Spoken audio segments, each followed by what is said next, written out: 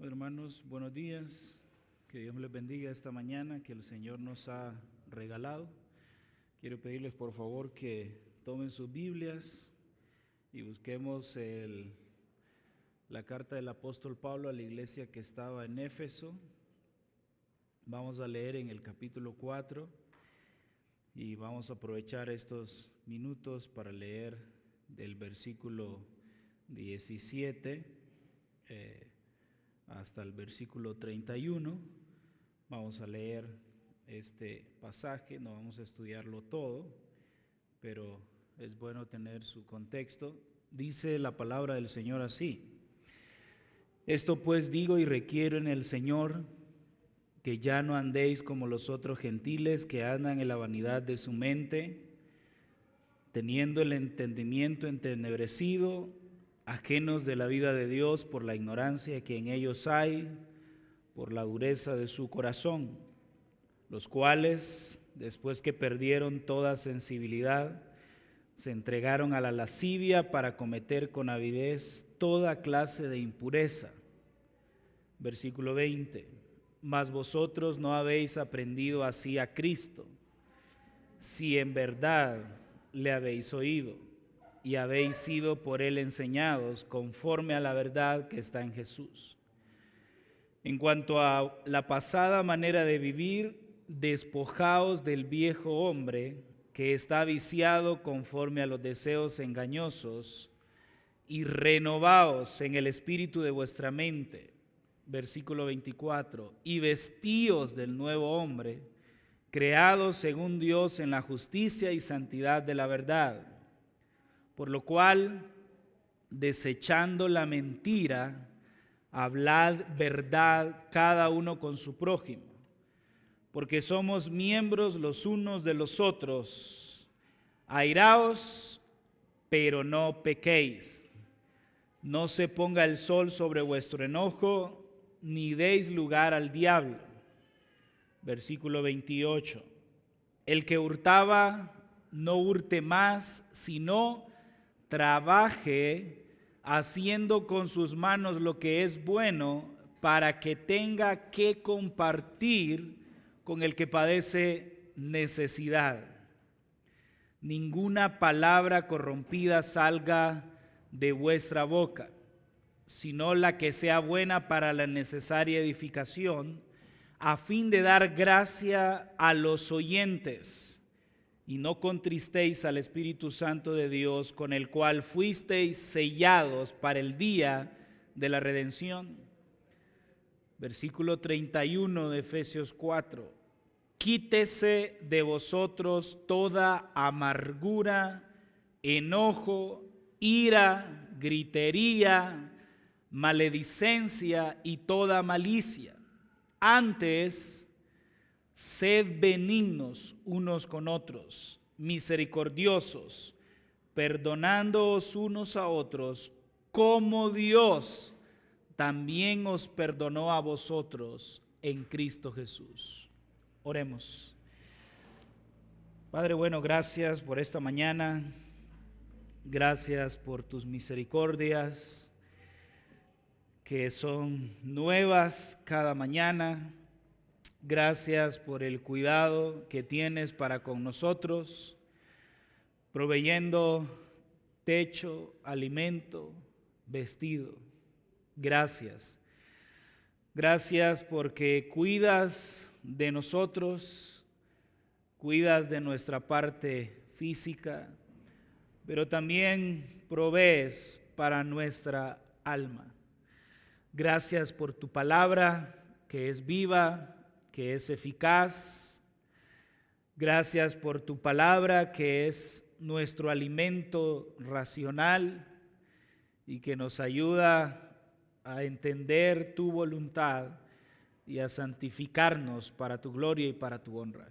Te pido que esta mañana puedas abrir el entendimiento de mis hermanos y que el Espíritu Santo, que convence de juicio, de pecado y de justicia, pueda obrar en los corazones de mis hermanos y de igual manera puedas obrar a través de mí para tu gloria y para tu honra.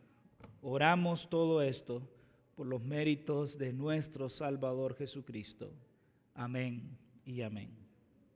Muy bien, haciendo un pequeño resumen de lo que vimos el domingo pasado, estamos continuando la clase de consejería bíblica y ya vimos los fundamentos de la consejería bíblica, la teología de la consejería bíblica y la metodología de la consejería bíblica.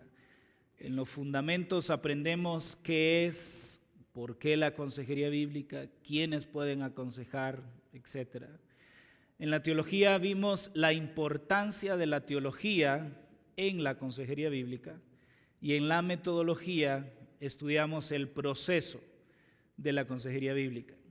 Lo que estamos haciendo estos domingos restantes de este año es, vamos a estudiar algunos temas pertinentes, particulares o que nos van a ayudar a mejorar tanto como consejero como aconsejado. Y el domingo pasado vimos 2 de las 4 reglas de la comunicación. Una de las causas comunes de un mal matrimonio o de una mala relación es una mala comunicación. Y estas 4 reglas son aplicables en una relación de hermanos, en una relación de trabajo, en una relación marital, específicamente, probablemente estaremos haciendo más alusión a ello, o en un grupo de ministros, de líderes, de diáconos o de un ministerio. Cuando aplicamos estas 4 reglas de la comunicación, podremos tener una mejor relación o una comunicación más efectiva. ¿Cuáles son estas 4 reglas de la comunicación? Dijimos el domingo pasado y vimos 2. Número 1, habla la verdad. Habla la verdad. En el versículo 25 se nos manda a desechar la mentira y a hablar la verdad. Si queremos tener una comunicación efectiva, tenemos que desechar la mentira y tenemos que hablar la verdad. En segundo lugar, dijimos que tenemos que enfrentar los problemas a tiempo. Versículos 26 y 27 estuvimos hablando acerca de eso. Y recordarles que ahí el mandato del Señor, en el versículo 26, era usar el enojo para resolver el problema. Dijimos que el enojo es como una energía de alguna manera dada por el Señor para que resolvamos el problema. Si usted ve en el versículo 26, la palabra airaos, ahí es una orden. Airaos, dejar que esa fuerza se apodere de nosotros para que nosotros podamos resolver los problemas. Y hablamos de que podemos tener un enojo piadoso, o hablamos de la diferencia de un enojo piadoso y un enojo pecaminoso. Dijimos que el enojo pecaminoso siempre está centrado en el hombre y siempre está exigiendo que se cumpla mi voluntad, mis deseos. Cuando me enojo porque no se hizo mi voluntad o no se cumplió mis deseos, eso es un enojo pecaminoso. Pero cuando me enojo porque no se hizo la voluntad de Dios o no se cumplió los deseos de Dios, ese sería un enojo piadoso. Y vimos algunos ejemplos de ello, como cuando los gobiernos aprueban leyes que van en contra de la voluntad de Dios, como el matrimonio de personas del mismo sexo, o como personas del LGTB haciendo manifestaciones, mofándose y burlándose de la persona de Cristo. Eso debería de provocar en nosotros enojo, ira, molestia, porque están blasfemando contra Dios y porque no se está haciendo la voluntad de Dios ni los deseos del Señor. Raras veces nosotros tenemos enojos piadosos. Normalmente tenemos enojos pecaminosos. Cuando mi hijo hace algo malo y lo castigo con enojo, normalmente es un enojo pecaminoso. Debemos de cuidar esa área de nuestra vida. Y ahí mismo, en esta segunda regla para una comunicación bíblica, dijimos que teníamos que usar el enojo entonces para solucionar hoy mismo los problemas de hoy. Dijimos que el enojo es una emoción dada por Dios y dijimos también que no debemos de fabricar excusas cuando hayas fallado en comunicar algo. Ahí mismo hablamos de cosas comunes que interrumpen la comunicación. Estás en una discusión en pareja o estás en una discusión cualquiera y llorar, eso puede romper la comunicación. Llorar, eso puede romper la comunicación. No que no vas a llorar nunca cuando estés en una discusión, cuando estés resolviendo algún problema, pero si frecuentemente usas esta estrategia para cortar la comunicación, no seguir hablando o no tratar de resolver el problema, esto va a afectar la comunicación. Entonces no lo uses como una estrategia para ya no seguir. O amenazar con explotar también. Si tú me dices esto, ya vas a ver. Esa es una amenaza de que vas a explotar. Eso corta la comunicación. Eso no permite que la otra persona exprese o cuente todo lo que tiene que hablar y decir en una comunicación para resolver algún conflicto. Dijimos también que usar frases del tipo conclusión puede también cortar la comunicación. Como por ejemplo, lo único que tengo que decir es esto y no hablas más. Eso rompe la comunicación. Eso corta la comunicación. Entonces no pueden seguir hablando porque tú quieres terminar la conversación, quieres terminar la discusión y salirte e irte. Otra de las cosas, añadido a esto, que corta la comunicación y que a veces es bueno, pero no siempre, es abandonar la comunicación, abandonar la discusión, abandonar la escena en la que se están tratando de resolver el conflicto. ¿Sabes qué? Ya no quiero seguir discutiendo, me voy. Y entonces el hombre agarra el carro y se va a tomar un café con los amigos a otro lugar y él piensa que está resolviendo el problema y cuando regresa a casa no continúan con la conversación. Está bien cortar en algún momento la comunicación porque ya me estoy enojando mucho y ya estoy pecando contra la persona que estoy tratando de resolver el conflicto. Entonces quiero calmarme un poco, quiero bajar las revoluciones, quiero bajar la temperatura que hay dentro de mí. Voy a abandonar esta situación por un momento, pero ¿qué hago cuando regreso? Continúo con la comunicación. El problema es que piensas que cortando la comunicación en ese momento y yéndote de la habitación, resolviste el conflicto, resolviste el problema. No es así, no es así. Tengan cuidado con estas cosas comunes que interrumpen la comunicación. Pudieran existir más, pero vamos a nombrar estas. Marcos 6:34 nos dice que tenemos que enfrentar los problemas lo antes posible. ¿Qué dice Marcos 6:34? Así que no os afanéis por el día de mañana, porque el día de mañana traerá su afán. Basta a cada día su propio mal. En otras palabras, lo que tengas que hacer hoy, lo tienes que resolver mañana. No, lo que tengas que resolver hoy, lo tienes que resolver hoy. No puedes esperar mañana. No dejes que el problema crezca. Dejar que los días pasen a una situación o a un problema X que estás pasando, ya sea en el matrimonio, ya sea de relaciones interpersonales entre hermanos, compañeros de trabajo, ministros, etcétera, lo que hace es que hace más grande el problema. Porque nosotros normalmente tenemos la mal costumbre de hacernos películas, de lo que está pasando alrededor. Y mientras más tiempo pase, más película nos hacemos. ¿Y qué estará pensando esta mujer? ¿Y qué estará pensando él en este momento? ¿Y qué estará pensando mi jefe? ¿Y qué estará pensando el empleado?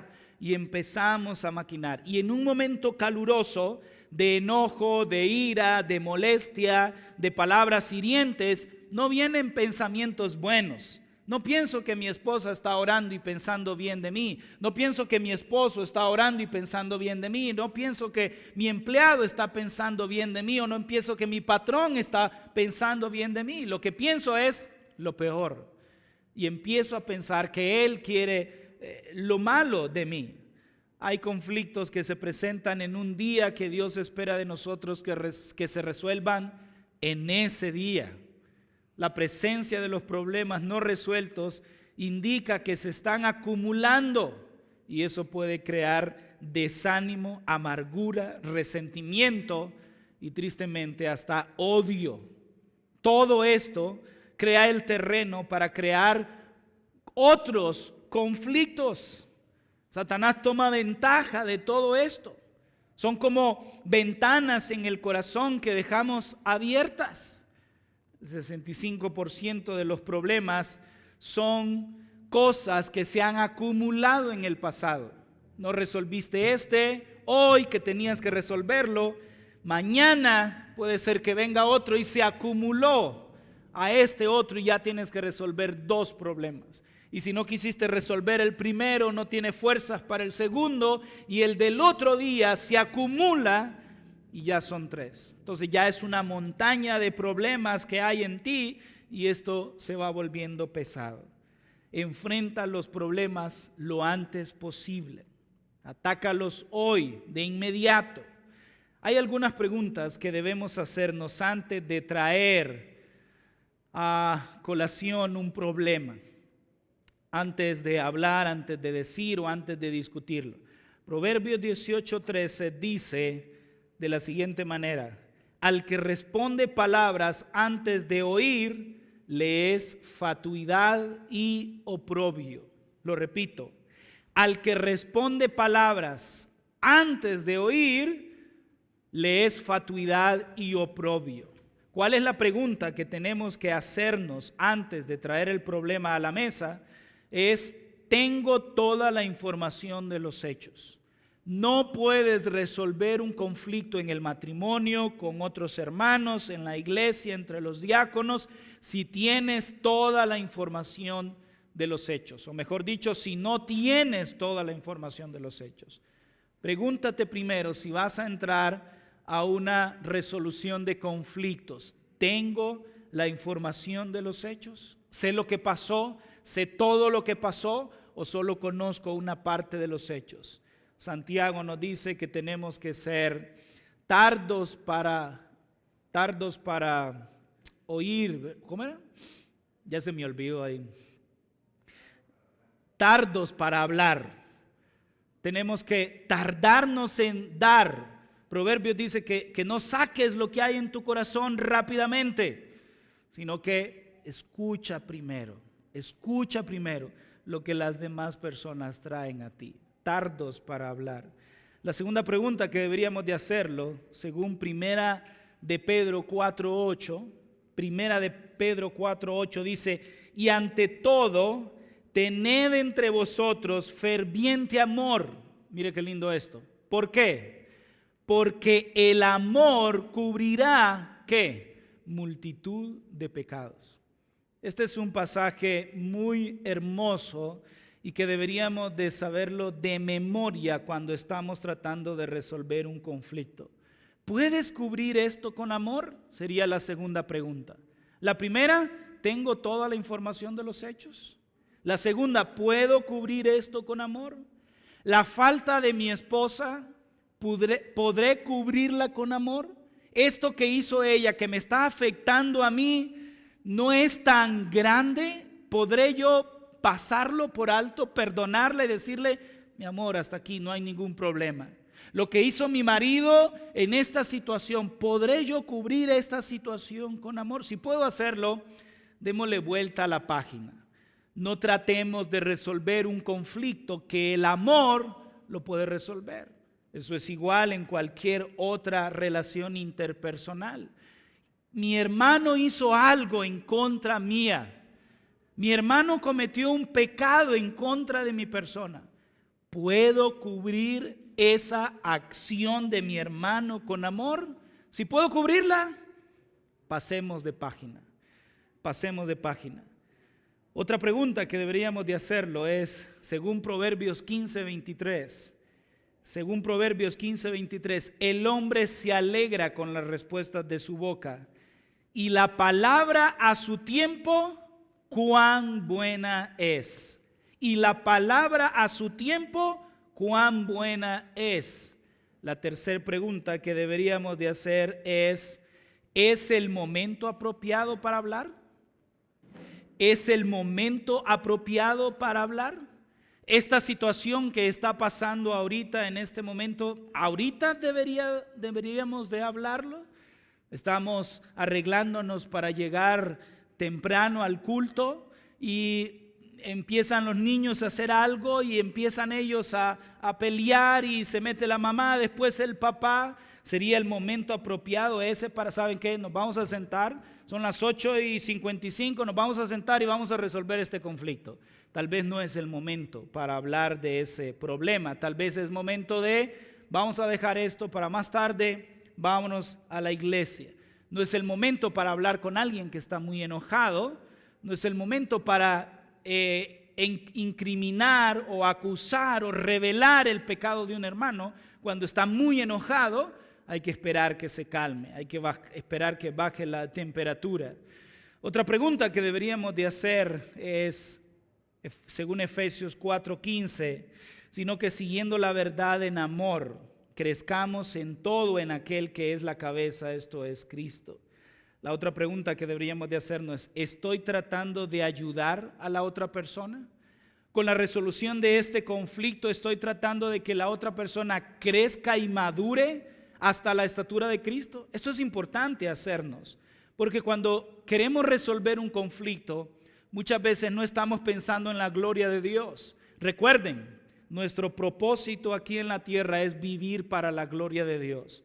Es llenar la tierra de la gloria de Dios. Es manifestar de alguna manera a través de los atributos comunicativos la gloria del Señor. Si en una situación X yo quiero resolver el conflicto solo por amor a mí, solo para que se me respete, se me obedezca y se haga lo que yo diga, estoy pensando en mí, no estoy pensando en la gloria del Señor. Quiero resolver el problema con mi esposa en una sujeción que ella no está teniendo hacia mí. ¿Por qué? ¿Por mí o porque ella está desobedeciendo un mandato? Quiero resolver un problema en mi marido que no me está amando como Cristo. ¿Por qué? ¿Por mí o porque él está desobedeciendo el mandato de amar a su esposa como Cristo nos amó? Tenemos que pensar en eso. ¿Estoy tratando de ayudar a la persona? ¿Estoy tratando de ayudar a mi hermano a vivir para la gloria del Señor? Esa es una buena pregunta que tenemos que hacernos cuando vamos a entrar a una resolución de conflictos. Otra pregunta que deberíamos de hacerlo, según Proverbios 3:5, fíate de Jehová de todo tu corazón y no te apoyes en tu propia prudencia. La otra pregunta es, ¿he orado lo suficiente a Dios antes de hablar? ¿He orado lo suficiente a Dios antes de hablar? Muchas veces queremos resolver los conflictos en nuestra propia prudencia, en nuestra propia sabiduría, en nuestras propias fuerzas. Antes de ir a hablar con un hermano, antes de entrar en una resolución de conflictos, date el tiempo para orar. Date el tiempo para pedirle al Señor sabiduría, templanza, dominio propio en ti mismo, para no ir y hablar con un corazón pecaminoso, idólatra, sino con un corazón humilde que quiere obedecer y hacer la voluntad del Señor. Dijimos anteriormente que una cosa que corta la comunicación es salir de la habitación y dejar la comunicación ahí porque ya no quieres seguir hablando. Eso es bueno. Pero cuando salgas de esa habitación, ve a orar, ve a leer la Biblia, ve a hablar con un hermano, con alguien que está rindiéndole cuentas, para que tu corazón se aplaque, para que tu ira se aplaque. Y cuando ya estés listo, cuando hayas ido a ese lugar de refrigerio, regreses con un corazón y una actitud completamente diferente. Eso va a ayudar mucho. Entonces, para los que llegaron un poquito tarde, seguimos con las 4 reglas para la comunicación. Número 1, hablad la verdad. Número 2, enfrentar los problemas a tiempo. Y vamos a entrar en este momento a la tercera. Ataca el problema, no la persona. Ataca el problema, no la persona. Versículos 29 y 30, leámoslo por favor. Versículos 29 y 30. Miren esto, ninguna palabra corrompida salga de vuestra boca, sino la que sea buena para la necesaria edificación, a fin de dar gracia a los oyentes. Y no contristéis al Espíritu Santo de Dios, con el cual fuisteis sellados para el día de la redención. Tercera regla para una comunicación bíblica o para una comunicación efectiva es: ataca el problema, no la persona. Evita palabras ofensivas que atacan a la persona. Cuando estamos en un conflicto, en un enojo, en una discusión, es fácil atacar la persona, no atacar el problema. Es que vos sos aquí, es que vos sos allá, es que vos sos esto. Esas declaraciones tienden no a atacar el problema, sino a atacar el carácter de la persona, lo que la persona es. Miremos un pasaje interesante acerca de esto. Mateo 5, 21 y 22. Búsquenlo todos los que trajeron Biblia, por favor, o los que andan celular. Mateo 5, 21 y 22.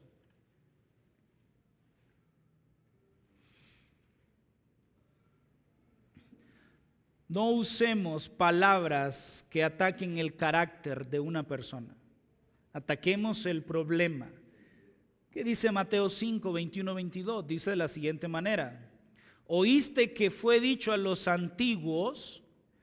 Esto no es una referencia al Antiguo Testamento, es una referencia probablemente a los maestros judíos que enseñaban la ley del Señor, pero que a veces no la enseñaban correctamente. Oíste que fue dicho a los antiguos: no matarás, no matarás. Esto es una referencia clara al decálogo o al mandamiento. Y cualquiera que matare será culpable de juicio.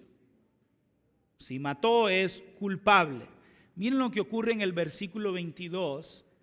Se nos va a dar 3 ejemplos que muestran la definición divina de asesinato. ¿Qué dice el versículo 22?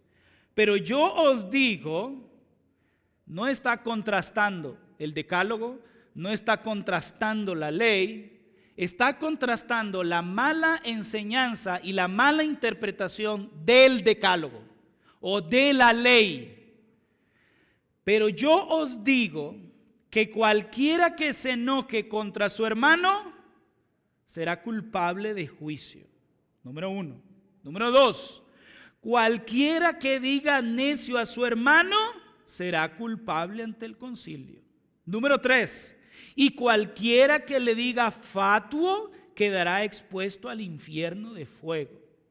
Un pasaje muy interesante que nos enseña la definición divina de lo que es asesinato. Hemos visto en sesiones anteriores que el problema de la persona empieza ¿a dónde? En el corazón. Que cualquier acción manifiesta empezó ¿a dónde? En el corazón. Y desde que esta persona lo pensó en su corazón, se le contó como un pecado. Es lo mismo que ocurre en el asesinato. El asesinato es una manifestación de algo que ocurrió anteriormente. ¿A dónde? En el corazón. Pero el asesinato no es el pecado en sí. El asesinato es la manifestación de lo que antes ocurrió en el corazón. Y esto es importante que lo entendamos cuando estamos hablando acerca de no hablar palabras que ataquen el carácter de una persona.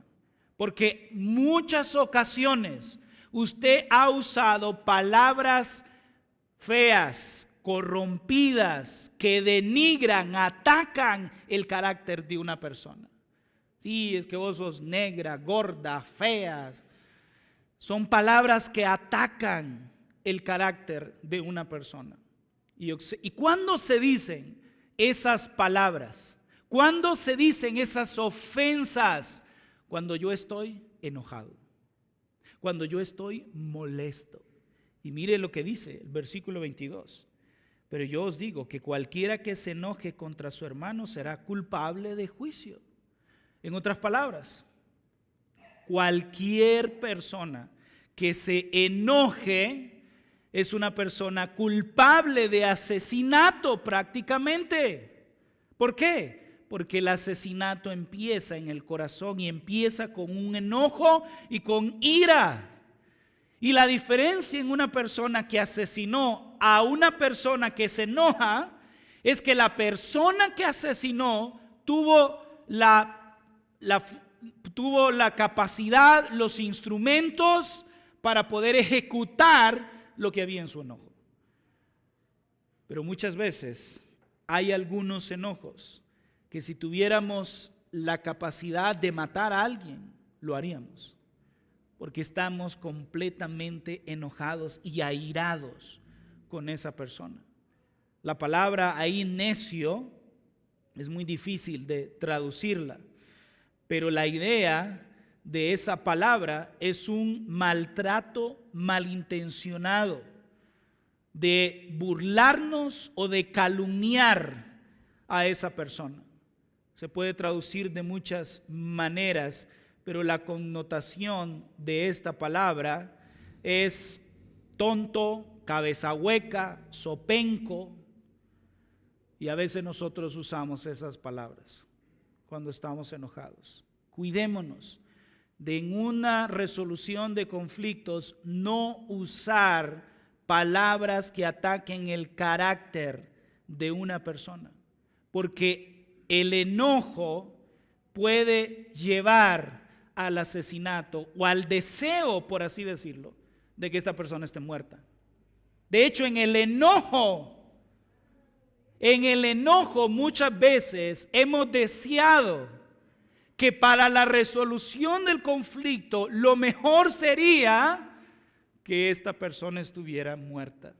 Pero tal vez por cobardía, tal vez porque no tengo un arma en ese momento, o porque pienso en las consecuencias de un asesinato, no ejecuto el acto y el deseo que hay en mi corazón. Cuidémonos del enojo. Sigue diciendo el versículo 22. Cualquiera que diga necio a su hermano será culpable ante el concilio. Y cualquiera que diga fatuo quedará expuesto al infierno. Esa palabra fatuo significa, perdón, no quiero decir las palabras aquí porque son fuertes, pero son similares a estúpido, idiota, y es el término del cual obtenemos también la palabra majadero. A menudo se usa en la literatura griega para un individuo obstinado e impío, y es posible que también se relacione con el hebreo mara, que significa rebelarse contra alguien o algo. Llamar a alguien fatuo era acusarlo de ser tanto estúpido como también un impío. Qué triste cuando usamos estas palabras sin saber, o hoy tal vez nos estamos dando cuenta que cuando me he enojado contra mi hermano, en primer lugar, cuando he llamado tonto a mi hermano, en segundo lugar, y cuando he llamado impío a mi hermano, en tercer lugar, es un deseo que pudo llegar a ser un asesinato. que porque tengo miedo, no tengo el arma o tengo miedo a las consecuencias, no creé el acto, no llegué al acto, pero que mi enojo, haberle dicho tonto, haberle dicho impío, es una manifestación de lo que había en mi corazón. Y en mi corazón lo que quería era matarlo, lo que quería era asesinarlo. Y algunos dirán, no, yo no uso esas palabras, no está eso en mi corazón. Tiendes a excusarte. Pero cuando usas palabras groseras, cuando usas palabras denigrantes, cuando usas palabras en contra del carácter de tu hermano, de tu esposa, de tu cónyuge, de tus hijos, estás manifestando un deseo o estás, por así decirlo, pecando con un pecado que inicia así como lo es el asesinato. Y que por dentro probablemente estarías deseando esa parte naturaleza pecaminosa tuya, esa parte que estás luchando con él, desearías que esa persona esté muerta. Dios nos libre del enojo, Dios nos libre de llamar a un hermano tonto, Dios nos libre de llamar a un hermano impío. No pueden justificarse por no haber cometido el acto físico del asesinato. El asesinato es mucho más profundo que eso. Se origina en el corazón, no en las manos. Y empieza con malos pensamientos, independientemente si estos llegan a la consumación o no. El asesinato empieza en el corazón y termina con una arma empuñada en tu mano, pero empezó en el corazón. El asesinato empieza en el corazón y termina con un puñal clavado en el corazón de alguien, pero empezó en el corazón. Cuídate de no estar teniendo este tipo de sentimientos albergados en tu corazón. Algunas manifestaciones o algunas palabras que a veces decimos en el matrimonio que puede ser que están atacando el carácter de la persona, por ejemplo, sería: es que no puedes hacer algo bueno. En una relación de matrimonio decimos estas palabras porque estamos enojados. O la esposa le sirvió el plato de comida a su esposo y éste le dice: ¿por qué no le pregunta? No, un esposo reniega por la comida que su esposa le hizo. Entonces la esposa piadosa le dice: ¿por qué no le preguntas a tu madre cómo hacer bien este plato? Una esposa que se le quemó la comida por accidente y el esposo le dice: veo que preparaste otra ofrenda quemada para mi cena esta noche. Otra sería: mi madre nunca dejó los platos en el lavado. Eres la mujer menos agradecida que he conocido. No sé cómo puedes decir que eres mi ayuda idónea. No sé cómo puedes decir que me amas como Cristo. Todas estas palabras ¿ayudan al problema? No, atacan el carácter de una persona y no tienen que estar en nosotros, no tiene que existir en nuestro vocabulario. Degradar a una mujer, ya sea con apodos, con descendencia, expresiones despectivas, insinuaciones, comentarios derogativos, preguntas humillantes, comparaciones injustas, sarcasmos hirientes o lenguaje soez, todo cae bajo la prohibición de estos dos versículos. Tú debes tratarla como Pedro nos dice en 1 Pedro 3:7. ¿Cómo? Como vaso más frágil. Tenemos que evitar palabras que maltratan o destrozan e impiden el crecimiento de nuestros hermanos. Palabras que puedan enredar la discusión o evadir el conflicto. Palabras que entristecen al Espíritu Santo. En el versículo 30 nos dice: no entristezcáis al Espíritu Santo. Contrario a eso, contrario a palabras que descalifican a mis hermanos, deberíamos de usar palabras que edifiquen, que alienten y que sean de estímulo a la persona. Nuestras palabras están compuestas a estimular el crecimiento. Colosenses 4:6 lo dice: que vuestra conversación sea siempre con gracia, sazonada como con sal, para que sepáis cómo debéis soportar a cada persona. Nuestras palabras deben ser competentes con el problema que hay. El resultado de este tipo de comunicación es beneficioso, o sea que hay gracia para los que la escuchan. Cuando seguimos esta regla respecto a la resolución de problemas, las palabras están orientadas hacia la solución y se acompañarán del tono de voz y del lenguaje corporal apropiado. Escuché hace poco que nosotros, específicamente los latinos, casi el 70% de nuestra comunicación es a través del lenguaje corporal, no tanto de las palabras habladas. Por ejemplo, arrugar tu frente, por así decirlo, sería algo de que estás enojado, estás expresando algo que estás enojado. Y con esa expresión hablamos y decimos cómo nos sentimos por dentro. Y así tenemos muchas más manifestaciones corporales que dicen cómo realmente nosotros estamos. Entonces debemos de cuidar no solo las palabras que decimos, sino cómo las decimos, con qué tono decimos esas palabras que decimos. Tenemos que cuidar todo esto porque esto afecta la comunicación bíblica, la comunicación efectiva en los matrimonios o en cualquier otra relación. Repetimos lo que dice ahí Efesios en el versículo 29, que cada palabra que yo digo, cada cosa que yo hago, debo de hacerla para la necesaria edificación, con el propósito de dar gracia a los oyentes, de ayudar a la persona que me escucha y que me ve hacer lo que hago, crecer hasta la estatura de nuestro Señor Jesucristo. Cuidemos nuestras palabras. La cuarta y última regla para una comunicación efectiva es: actúe, no reaccione. Actúe, no reaccione. Dijimos la primera: habla la verdad, enfrenta los problemas, ataque el problema, no la persona. Y número 4, actúa, no reacciones. ¿Qué es una reacción? Bueno, es como su palabra lo dice, es accionar a otra acción. Y esto es interesante porque nosotros somos así y no debería de ser así en una comunicación efectiva.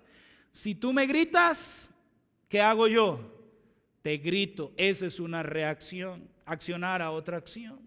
Si tú me dices palabras hirientes, yo voy a reaccionar, te voy a decir palabras hirientes. Si tú me dices tonto, yo voy a buscar otra palabra más ofensiva que esa.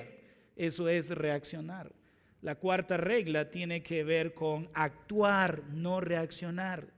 A veces levantamos la voz para decir: yo aquí tengo el control, yo aquí soy el que mando, yo aquí soy el que tiene la razón en esta situación. Eso es reaccionar. Entonces el otro, cuando levantó la voz, también levantó la voz y se volvió una guerra. Hermanos, para una pelea se necesitan ¿cuántos? 2. Para una discusión se necesitan 2. Si usted quiere ayudar en la comunicación bíblica de su matrimonio, no actúe, no responda con la misma moneda, no trate de ganar la pelea reaccionando de una mejor o más piadosa, más impía que su cónyuge, sino que al contrario, ¿qué haría Cristo en su lugar? ¿Cómo se comportaría Cristo en esa situación en la que su esposa o su esposo no están actuando piadosamente? El pasaje, el versículo 31 de Efesios nos da muchas reacciones o actitudes y acciones que debemos de despojarnos. Mire ahí el versículo 31 de Efesios. Quítese, es una orden, es un mandato que hay que hacerlo con urgencia. Al parecer estos a quien va dirigida esta carta necesitaban quitarse estas cosas. Quítese de vosotros, ¿qué? Esta lista de acciones negativas. Quítese toda amargura. En resumen, podríamos hablar mucho de ello, pero en resumen es la negativa o el rechazo a tratar a alguien como si ellos nunca le lastiman. Quítese de vosotros el enojo. Ya dijimos anteriormente el peligro del enojo. Y para los que tienen el llamado al ministerio, si somos constantemente llenos de enojo, llenos de ira, eso nos descalifica como ministros. Si hay enojo constante en nosotros, si hay una ira constante en nosotros, si no es piadosa, si no pecaminosa, ese sería una razón para que usted no esté apto para el ministerio. Quítese de vosotros toda ira. Es la indignación o la hostilidad que con frecuencia busca la venganza. Y esa ira quema lentamente hasta que no he visto que mi adversario está muerto o hasta que no he logrado la venganza. Esa ira, ese sentimiento pecaminoso va creciendo, al punto que me puede llevar a matar a alguien, como lo que vimos en Mateo. Quítese de vosotros gritos, disputas ásperas y luchas, peleas públicas. Quítese de vosotros maledicencia, discursos que lesionan, discursos abusivos. Quítese de vosotros malicia, el deseo de dañar a otros o verlos sufrir. Como tú me hiciste esto, como tú no me hiciste la cena que yo te pedí, pues yo te voy a hacer eso. Eso es malicia. Ese es el deseo de dañar a alguien. Ese es el deseo de hacer sentir mal a alguien. Como en mi cumpleaños tú no me regalaste el Ferrari que te pedí, pues yo no te voy a dar este otro regalo. Quiero dañarlo, quiero lastimarlo. Como ustedes no me obedecieron, pues no los voy a dejar salir a jugar. Eso es tratar de dañarlo. No tal vez un castigo para hacerlos a ellos entender su pecado, sino como quiero que se sientan mal. Quiero que se sientan de lo peor y voy a hacer esto y aquello para que se sientan mal. Eso es malicia. Y el mandamiento urgente del apóstol Pablo a la iglesia que estaba en Éfeso y por extensión a nosotros es: quítese, sáquese de todo eso. Muchas veces estoy dando clases en CEPE, de esta clase también, de consejería bíblica, y hablábamos con los alumnos que muchas veces nosotros creemos que no están estos pecados en nuestro corazón. Y muchas veces creemos que mi corazón es un corazón limpio. Eso es lo peor que nos puede pasar. Pensar que mi corazón no tiene la capacidad de pecar como un asesinato, por ejemplo. Es lo peor que puedes pensar. Porque tu corazón es, como Martín Lutero lo decía, una fábrica de ídolos. Una fábrica de ídolos, una fábrica de deseos pecaminosos que muchas veces no van de acorde a la voluntad del Señor. Y muchas veces ese deseo es tan pecaminoso, tan fuerte, tan intenso, que haces cualquier cosa, aunque vaya en contra de la voluntad del Señor, y tu corazón así está, así está. Hace unos días prediqué de un salmo y en ese salmo había una ilustración de 2 pistolas, ¿lo recuerdan? Este hombre que era un asesino famoso en Estados Unidos, se había matado miles de personas. Él las mataba, las tiraba al suelo, regresaba y les descargaba el revólver cuando estaban en el suelo. Cuando la policía lo encontró una nota encima de él diciendo: soy un buen hombre. Tengo un corazón cansado, pero un buen hombre. Hasta el peor de los criminales cree que es un buen hombre. Tú y yo no somos buenos.